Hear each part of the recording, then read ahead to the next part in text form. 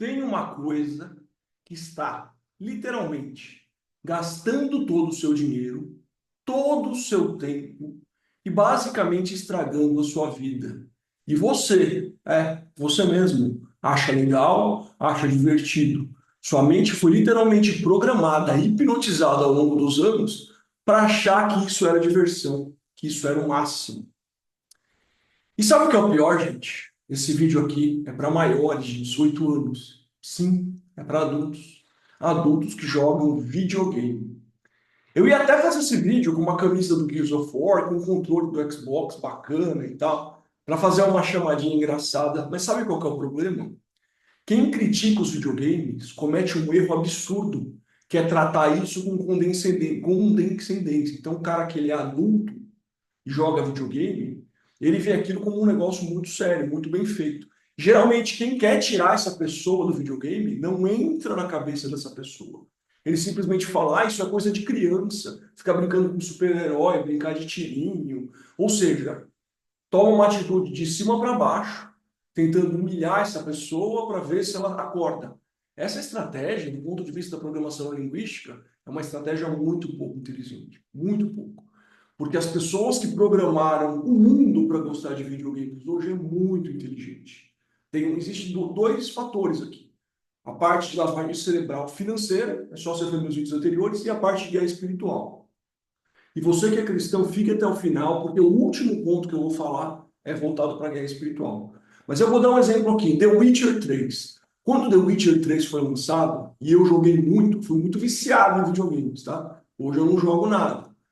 Era um jogo maravilhoso, com gráficos maravilhosos. Você podia pegar um cavalo e sair cavalgando por um mundo gigantesco, pegar um barco e sair remando no meio da natureza. Você podia conhecer belas mulheres, ter um castelo. Eu lembro quando eu terminei o jogo inteiro, depois de 3.000 horas da minha vida nisso, eu estava numa mansão, um chateau, uma vinícola, casado, né? Eu sou uma pessoa conservadora e tudo, dentro do jogo.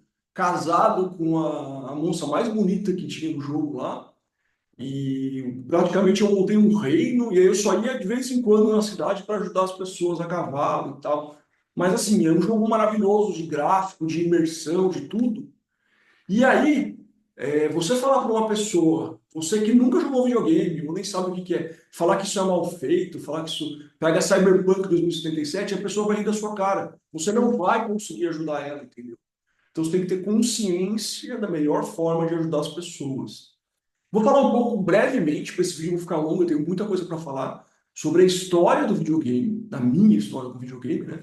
E alguns processos que o videogame traz para você em relação a erotização e sexualidade, dessensibilização em relação à violência e, no final, dessensibilização em relação ao paganismo.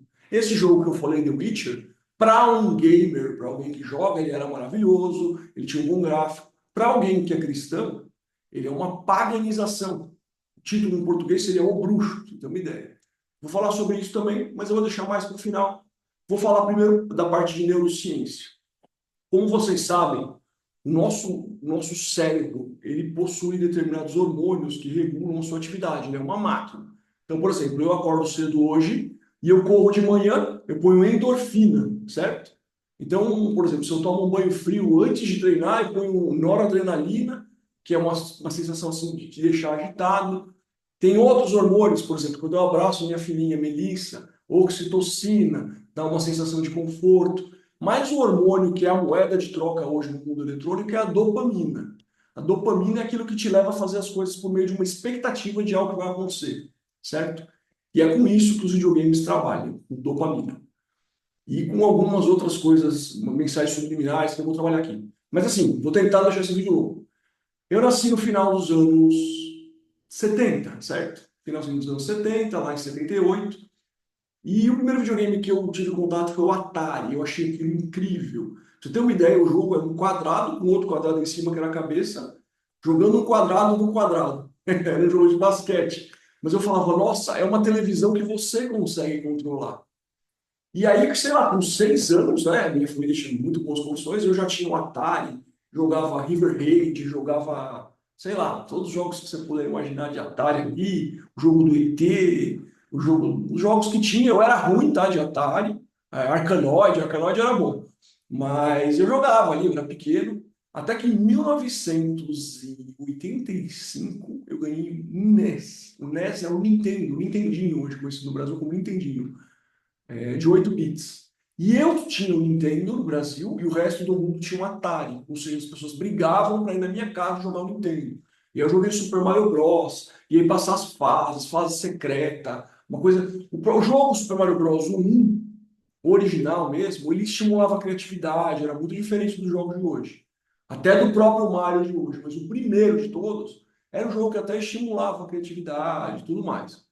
Mas assim, e aí fui pro Super Nintendo e pro Mega Drive, comprei os dois. Na casa da minha avó tinha o Phantom System ainda, para poder ter um videogame lá para não ter que ficar tirando o meu, ok? Aí eu comprei o Game Gear, certo? Em casa a gente tinha também o Game Boy, e aí foi nessa onda. Chegou um período lá em 1900, e eu era muito viciado num jogo chamado Street Fighter 2. Eu jogava no fliperama antes desse jogo. E eu fazia artes marciais, né? Eu faço artes marciais desde os 4 anos de idade. E no fliperama eu era muito bom. Já briguei muito com fliperama, por ganhar de pessoas que achavam, e aí ia pra briga, e quebrava o fliperama inteiro.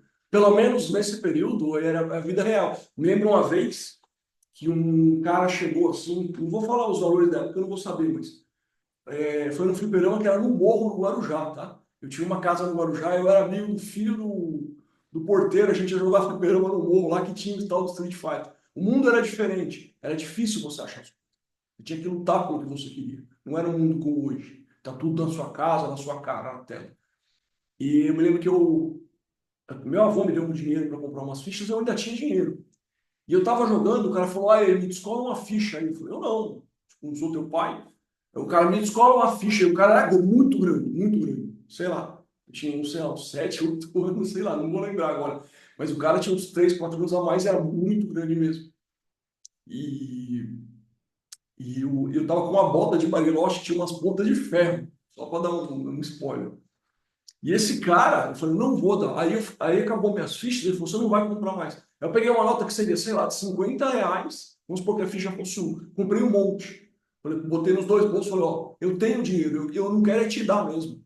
E coloquei a ficha. Aí ele esperou chegar numa fase, tipo, que era perto do final, no Sagat, que era o penúltimo cara, antes do... Aqui no videogame você vai falar que é o Marechal Bison, mas na verdade eles fizeram uma troca. No Japão era diferente, o nome do chefe era Balrog, que é o Marechal Bison. Beleza, mas eu tava lá, e aí quando eu ia pra zerar o jogo, esse cara pegou a minha cabeça e bateu minha cabeça na tela. Pá! Não quebrou no vídeo, mas bateu aqui assim, né? Aqui é o córtex pré-frontal. Aí eu saí correndo atrás desse cara, e era muito grande. Ele foi me dar um soco, assim, com tudo. Eu abaixei, e aí ele meio que se desequilibrou. Nisso eu dei umas 4 bicudas nele. Não foi Magueri, não foi Mauacho, não foi nem nada de. Foi sem pensar. Tu. Mas resumindo, o cara saiu com a cara toda pipocada. E aí eu saí correndo, foi uma longa história. Depois daí eu acabei apanhando bastante nesse dia, foi uma longa história. Que ele conheceu todo mundo lá e tal. Aí até eu era pequeno, tá, gente? Meu pai entrou no meio da treta. Nossa, uma longa história. Mas basicamente o que eu quero dizer eu me esforçava muito para jogar esse jogo. Quando esse jogo chegou no Super Nintendo, eu zerava no level 7, que é o último, sem tomar um golpe. Eu ficava no ar, dava chorinho, que o cara ia cair e já dava de novo. Eu era muito viciado. E aí eu comprei um. Como que era o nome? O Neo Geo, é um videogame da SNK. Era um videogame que o gráfico era muito superior a todos os outros, ele era muito caro. Mesmo para o meu padrão, as fitas eram muito caras. Então eu tinha poucas fitas, tá? E jogava e tal. E aí, quando eu fiz 17, eu fiz 18 anos, eu falei, vou vender todos os meus videogames. Como eu não trabalhei para comprar eles, eu não dava valor, eu vendi barato tudo. Eu fiquei sem videogame. Então, eu ainda era fanático por quadrinhos, artes marciais, mas falei, vou ser adulto agora, não vou jogar videogame. E foi assim por muitos e muitos anos, certo? Aí eu já, advogado, velho e tal, tenho um amigo que gosta muito de games, ele sempre me encheu com isso. E eu enrolava para comprar. Mas aí depois que eu me casei, e eu acho até hoje que isso até atrapalhou o começo do meu casamento, eu comprei o Xbox. E não só um, comprei um para mim e um para minha esposa. na ideia de que a gente ia jogar junto online. Quando na verdade isso até afastou a gente, porque a gente tinha gostos diferentes. Eu gostava de jogos de terror, mais violentos, que ela não gosta. Ela gostava mais de Lego, de jogos mais assim, lúdicos. Até que a gente jogou algumas coisinhas que foi engraçado, mas no geral eu acho que a compra afastou a gente, porque aquilo não é a vida real. É você olhando para uma tela dentro de uma Matrix. Isso é importante, eu vou falar agora. Você acha que você está controlando o jogo, mas na verdade você está sendo controlado. Aquilo na sua mão são como se fossem amarras para alguém te controlar. E você perdeu o seu tempo. Então, assim, depois de velho, eu comecei a jogar. Joguei muito, muito, muito, muito, muito. Na pandemia, imagina, Cyberpunk 2077, eu fiz tudo o que podia ser feito naquele jogo. É um jogo tipo The Witcher, de mundo aberto, que é um jogo, na programação linguística, a gente tem uma linguagem que é associado e desassociado. O que que é isso? Imagina você agora andando de bicicleta. Agora imagina você olhando, você andando. Você está desassociado, certo? Isso é chamado no videogame de terceira pessoa. Agora imagina você na primeira pessoa olhando como se você estivesse olhando para o guidão e olhando para frente. Está associado. Esse jogo é em primeira pessoa, ele é associado. É para colocar aquilo no teu cérebro e assim, o jogo ele trabalha muito com transhumanismo, com falta de valores, tudo que você puder imaginar, aborto, sexo desmedido, drogas, é para você jogar associado, que você tá ali e que aquilo é aquilo. Qual que é o negócio dos videogames, gente? Principalmente dos mais modernos, ó. É o seguinte, primeiro ponto é a hipersexualização. Eu vou falar justamente desses dois jogos, The Witcher e Cyberpunk. No The Witcher, você podia transar com várias mulheres. E aparecia transando, a cena pornográfica mesmo. Só não aparecia um órgão genital. Mas quem é dos anos 80, que assistia na Band nos sábados, quem tem coragem de admitir, uma Emanuele da vida, né, um Cine Band Privé, alguma coisa, era aquilo lá. Mostra, gente. E crianças de 12, 13, 14 anos jogando isso aí, os pais nem sabem. Aí o pai aparece, ele aperta o botão para passar aquela cena. Então, assim, o jogo The Witcher foi o primeiro jogo, pelo menos que eu conheça, que mostra cenas sexuais em várias posições. E qual que é o lance desse jogo? Como tudo hoje, no mundo do digital, para quem mexe com isso, storytelling, que é contar histórias, é a forma de envolver as pessoas. O jogo tem um storytelling fantástico. Não só a jornada do herói, como outros instrumentos para você se sentir no jogo, você fazer escolhas morais, você querer ser ele. Você pode sair matando todo mundo, ou você pode ser um herói. Então, assim, tem essa questão específica de você ficar envolvido no jogo. Então não é só transa casual, você pode se apaixonar no jogo. E adolescentes, dentro daquela viagem, porque o que é a hipnose? A hipnose é um estado de hiperatenção. É basicamente isso, certo? Então você está num processo de hipnose ali, recebendo informações, a dopamina lá em cima. Vou usar um termo aqui vulgar, mas é para transando com uma gostosa que você nunca conseguiria na vida real. Isso faz uma mulher perfeita, de olhos azuis, de olhos verdes, cabelo ruivo, etc. E você tem tudo que você quer. Você pode escolher entre três, quatro super gostosonas ali. E você é o cara, entendeu? Você pode ser uma bambambam, você tem poderes mágicos, você tem isso, tem aquilo. Depois eu vou falar da parte espiritual no final, vou falar desse mesmo jogo. Mas o ponto é, você se acostuma com o sexo ser uma coisa fácil e você ter quem você quiser. E a geração que a gente está hoje é uma geração que quer tudo na hora. E aí ele vai na escola dele, e com 13 anos, e vai na mina mais bonita, fala, oi, tudo bem? Ela fala assim, sai daqui, pivete, que ela quer namorar com o cara do terceiro colegial. E isso gera uma frustração. E esse cara ele tem uma fricção límbica, que é ele enfrentar a realidade, isso deixa a mente mais forte, mas no caso de uma expectativa frustrada recorrente, isso vai gerando um processo de ansiedade. A pessoa querer o que ela não pode. E quando ela é humilhada nesse processo, se isso é feito recorrentemente, ou seja, ela no jogo ela é fodão, bonzão. E na vida real, várias vezes ela é humilhada, isso pode gerar um processo de depressão. O que é depressão? É a sua mente viver no passado. Você ficar lembrando desses episódios e você não sabe como sair disso. Os pais hoje estão cagando para os filhos. Desculpa, hoje eu vou falar sério aqui. Os pais estão cagando para os filhos. Eu vejo, um dia eu saí aí e vi um menino que tinha 2 anos com uma tela jogando horas. E os pais lá, né? Não vou entrar em detalhes, porque vai que a pessoa identifica quem que é. Mas, enfim, vocês entenderam. E, basicamente, esse processo está começando cada vez mais cedo E a pessoa entende que o videogame, depois, essa criança fica frustrada na vida, ou depressiva, ou ansiosa, e não sabe por quê. É porque ela não está acostumada a enfrentar a frustração na realidade. Entendeu?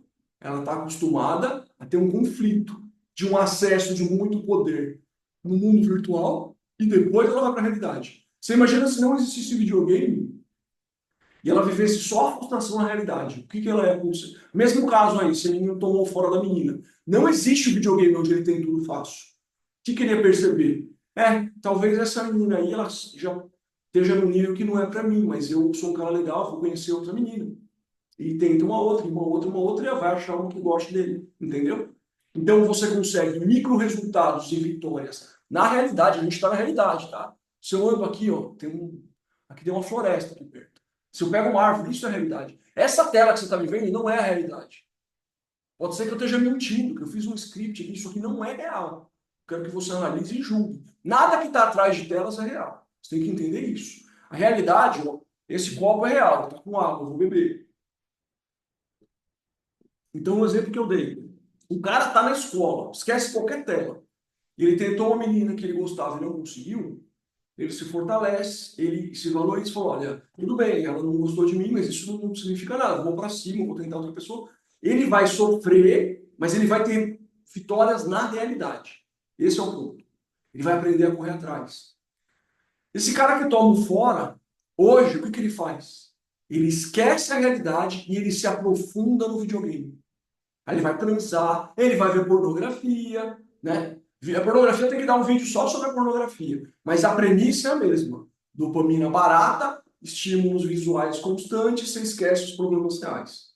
Certo? Então, assim, a sexualidade ela foi hiperestimulada. No jogo Cyberpunk, é um jogo que é um filme, você está dentro de um filme. Quando você transa, o controle treme, você está transando, literalmente, como se pusesse um óculos de realidade virtual e estivesse transando com a mulher.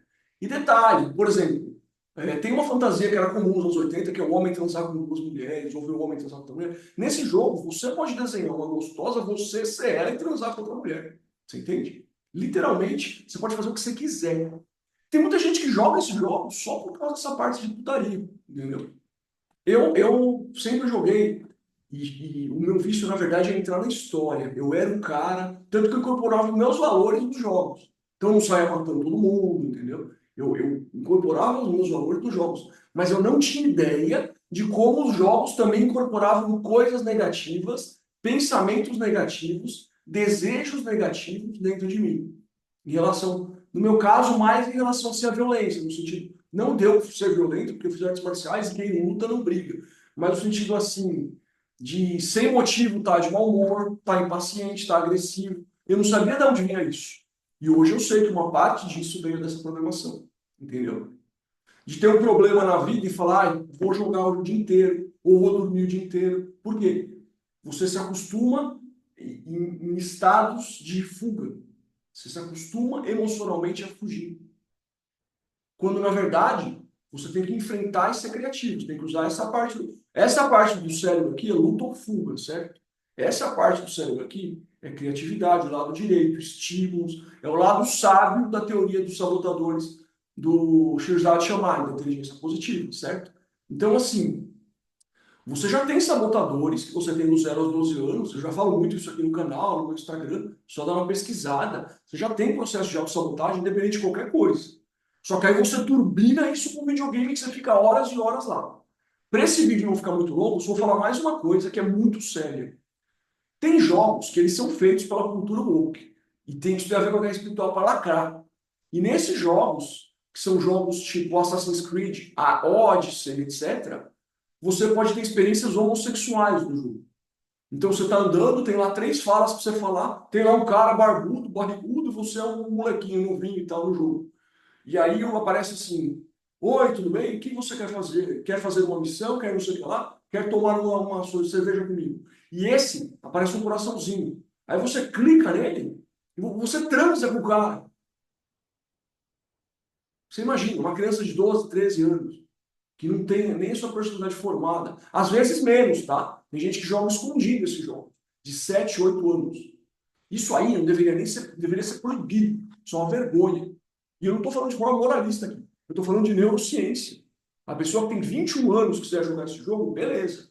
Só que assim, isso não é avisado. Como a mesma cultura que produz esses jogos é a dona da imprensa hoje, a imprensa hoje é feita para corromper as pessoas, é praticamente uma máquina de propaganda, não tem nada, tá tudo bem, vai aí, faz aí, entendeu? A cultura woke nesses jogos, fizeram um jogo, eu nem jogo mais, mas fizeram um jogo agora de samurai, que o samurai, ele é afrodescendente e a mocinha é uma mulher e um afrodescendente, os principais. Sendo que a expectativa do público, isso gerou uma grande polêmica, é o jogo dos samurais ser com Miyamoto Musashi, já que se a franquia usa com isso. Ser um cara japonês, hétero, no mundo conservador, que as mulheres eram submissas lá naquela época. A pessoa jogar a realidade. Nem a realidade mais eles estão simulando. Eles estão simulando uma realidade com os valores distorcidos. Valores distorcidos, destruídos, deles. Entendeu? E as pessoas estão jogando. Então, esse é o primeiro ponto, sexo. Segundo ponto, dessensibilização moral e de violência.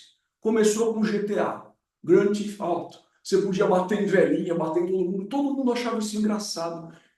E sabe qual é o problema?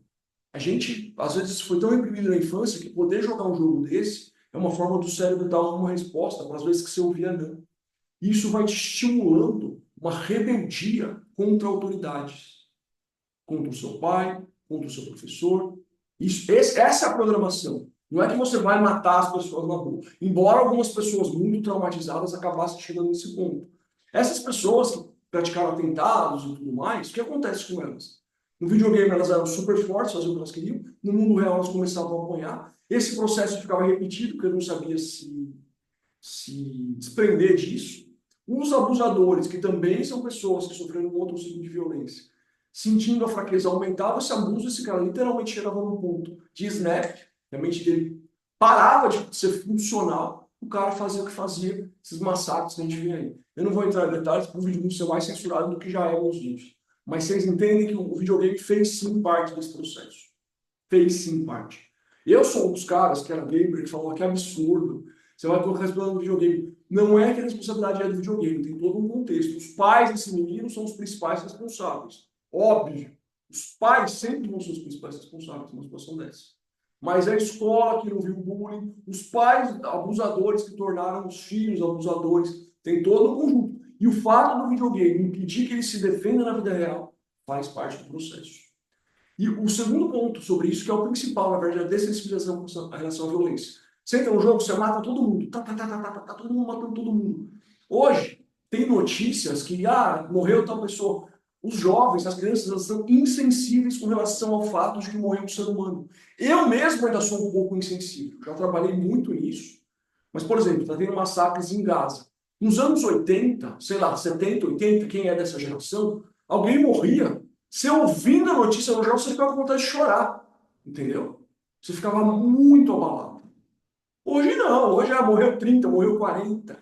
E esses jogos fazem isso. Isso é um processo de desumanização, porque no futuro a gente vai ter um processo chamado transhumanismo, certo? Isso é líquido e certo. Esses dias eu vi um cara com um chip de inteligência artificial no cérebro, pegando um copo e bebendo, e é um vídeo real, tá?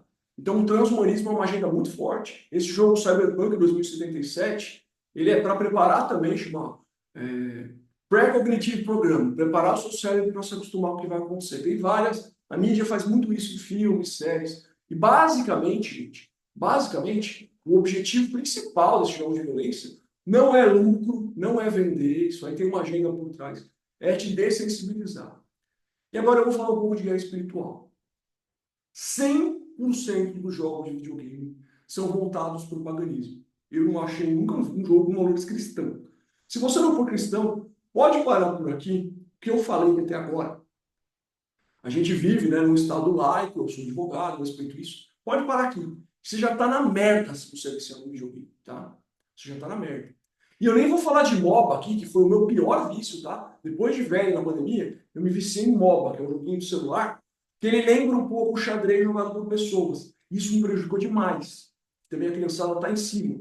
Mas eu estou fazendo um contexto geral para pessoas mais velhas, sei lá, de 20, 30, para acordar essas pessoas. E os pais que têm filhos. Depois eu posso fazer um vídeo só sobre MOBA. Que é uma coisa assim tão viciante quanto qualquer droga. Que é um videogame também, só que é no celular, tá? Mas enfim, mas o ponto é o seguinte.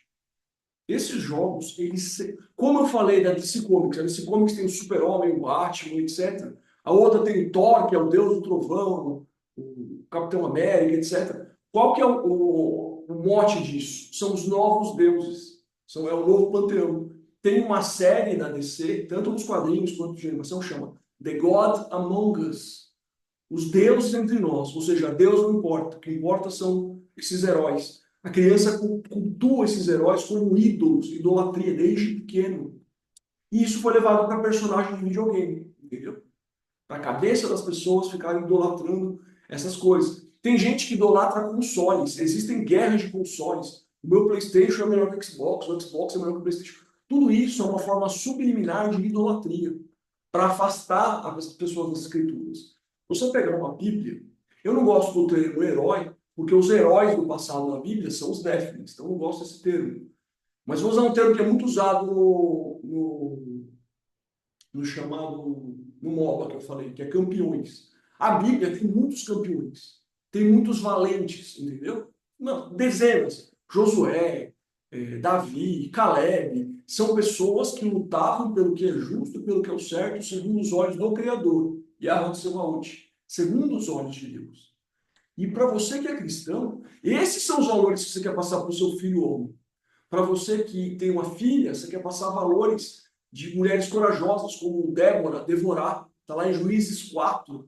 Ela praticamente impediu uma guerra e salvou o povo, mobilizou as pessoas, foi estrategista. Esses exemplos ninguém conhece, ninguém divulga. Divulgo dos videogames, divulgo da putaria nesses canais de streaming, tipo Netflix, entendeu? Então, assim, existe uma guerra espiritual e o foco principal é a cultura.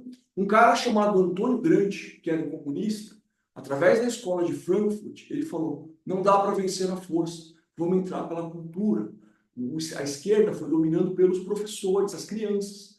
E essa como se fosse uma estratégia geral para a parte política, está sendo aplicada também na parte de valores morais e espirituais. Então, todo aquele paganismo que é criticado no Velho Testamento, eu leio a Bíblia todos os dias, né? E, por exemplo, eu estou em Isaías, eu sei que Ezequiel isso vai acontecer, Ezequiel isso vai acontecer de novo. Que é, na verdade, aí é Yeshayahu e Ezequiel, né? Todos eles têm Yahweh no nome. Mas, enfim, eu sei que nesses profetas foi isso. Trocava de rei, um era fazia o paganismo um pior que o outro, aí aparecia um rei que destruía tudo. Esse ciclo a gente vive hoje de modo subliminar. Aí você fala, por que Deus não aparece, joga fogo do céu? Por quê? Porque o jeito que está sendo feito é tão subliminar que praticamente, conforme está lá em Apocalipse, a maior sanção que a gente pode sofrer no momento é a ausência de sinais. Isso está. Só ler Apocalipse, saber interpretar o momento certo que as coisas estão acontecendo. Tem coisas muito sérias acontecendo, que é ligada aos selos, e a ausência de sinais para o mainstream também é um sinal de que essa decomposição moral está acontecendo. E assim, por mais que a gente queira combater isso, como tudo já está escrito, isso vai acontecer. O mundo ele tem que degringolar segundo as escrituras para chegar ao ponto do surgimento do anticristo. Então, o que você pode fazer? Cuidar de você mesmo, do seu corpo, tá? Se cuidar, fazer exercício, da sua esposa, da sua família, você e sua esposa, uma só carne, e dos seus filhos. Se isso tiver cuidado, os melhores amigos, familiares, mas não adianta querer ajudar o mundo inteiro. Tem aquele ditado, né? Quando você está no avião, coloca a máscara em você primeiro, que se você desmaiar, você não consegue salvar nem o seu filho. Então, é os seus valores primeiro. Se você é viciado em videogame, pense nisso, reflita. Eu não estou aqui para julgar. Eu fui viciado vários anos, depois de velho, voltei a jogar. Já com mestrado na USP, esse joguinho de celular. E quanto tempo eu não perdi que eu podia estar lendo livros aqui, ó, para melhorar todas as minhas questões de performance, leitura dinâmica, o aprimoramento financeiro, que foi bombástico, conforme eu fui lendo e investindo no mercado de capitais. Eu tenho uma mestrado da USP com um livro publicado na área de mercado de capitais. Nossa, assim, o crescimento que eu consegui nessa área foi muito exponencial. E eu podia ter tido isso em vez de ficar lá, jogando, entendeu? Fazendo uma espécie de uma masturbação mental, um mundo fictício em que eu lutava. Gente, É muito melhor você viver a sua vida. Hoje eu sou um mentor que ajuda pessoas que estão com problemas reais e eu ajudo eles a enfrentar esses problemas. Então o cara está com faturamento baixo na empresa, está fechando no vermelho, ele começa a fechar no azul, todos os funcionários ganham, aumentam os empregos, ele se acalma, trata melhor a esposa, vira um pai melhor para os filhos, entendeu? Ou uma mulher que está com depressão, não consegue se relacionar, ela consegue superar isso de alguma forma, tornar a vida dela uma vida mais organizada, os pensamentos, os sentimentos, as emoções. Isso muda os hábitos dela, os resultados. Aí ela se casa, constrói uma família, tem uma vida plena. Entende? Olha o que eu faço hoje e o que eu deixei de fazer durante muitos anos por causa dessa merda. Você entendeu? Enfim, era esse o recado que eu tive para essa hoje. Eu quero que vocês acordem em relação a isso. Se você não joga, nunca jogou, o que eu te recomendo é que se você tem alguém que você gosta, que é viciado nisso, não seja condescendente. Não vá, você é uma criançona grande, assim você vai perder o cara. Vai com argumentos de neurociência. Fala para ele como que essa dopamina barata pode prejudicar ele. Pesquisa sobre isso, entendeu? Analisa a melhor forma de usar o rapport, se comunicar com aquela pessoa numa linguagem que ela vai entender. Por exemplo, vamos supor que seja um cara solteiro que está desesperado para arrumar uma namorada. Cara, você acha que você vai achar essa namorada no videogame? Vamos sair comigo, vamos conhecer, tem uma amiga que é legal, que é bacana e tudo mais, entendeu? Você usa um outro gatilho de interesse dele para tirar ele disso. Eu já falei que de todos os vícios de dopamina, o futebol ainda é o menos pior, tá? Mas ele também é nocivo. E eu vou fazer um vídeo sobre ele. Mas ele ainda é o menos pior em relação aos eletrônicos. Mas o pior de todos não é o videogame hoje. São as bets. Se eu fizer um vídeo disso, eu acho que não vão deixar nem subir. Mas é uma vergonha o governo federal autorizar uma lista de bets, que é um negócio que vicia mais do que as drogas. É uma vergonha. Isso é uma vergonha. Isso aí é uma atitude crime. É que eu sou advogado, eu não posso falar o que eu penso. No Brasil hoje é difícil. Mas assim, é uma vergonha. Por quê? Eles vão legalizar essas bets, até jogo do tigrinho, essas coisas, para quê? Pegar esse dinheiro para fazer um assistencialismo social para ganhar a eleição e deixar as pessoas se destruírem. Porque a pessoa ela vai se destruir. O dinheiro aqui ele vai desviado para vários lugares, ele não vai para quem precisa. A gente sabe como funciona o mundo, né? Mas assim, o pior de todos é a aposta. Se você aposta em qualquer coisa, para e começa a apostar em você. Eu vou falar 3 livros para você comprar e você ler, tá? O primeiro deles não é nem um livro, é o Manual da Vida, é a Bíblia Sagrada. Mesmo que você seja ateu, leia provérbios, leia passagens que vão te revelar algumas coisas interessantes. E ela está online, você não precisa comprar. Você está a Bíblia online e lê. Lê provérbios, um por dia, são 31. Lê provérbios. Lê salmos, 3 por dia.